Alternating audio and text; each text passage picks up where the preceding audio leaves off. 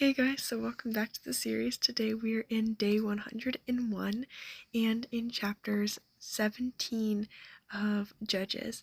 So this chapter starts off by saying, "Now a man named Micah from the hill country of Ephraim said to his mother," basically he said, you remember those 1100 shekels of silver that were stolen from you?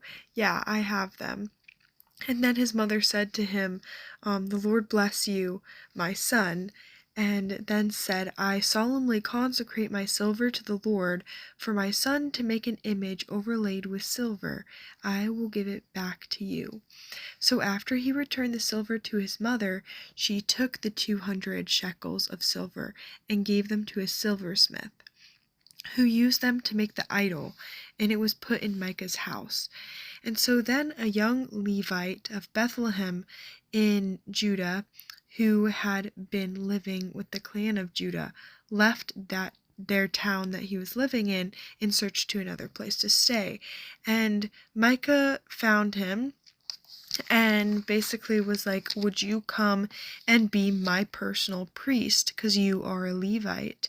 And I will give you 10 shekels of silver a year, and I'll pay for all of your clothing and all of your food." And then right before this, it says, "In those days Israel had no king, and everyone did as they saw fit." And so that's kind of how this chapter ends. And it said at the very last verse, "And Micah said, 'Now I know the Lord will be good to me, since this Levite has become my priest.'" And it kind of just shows you that they have kind of gotten off track with their beliefs, and that they are now having idols and dedicating them to God when God has strictly said that he should be the only one they are worshiping.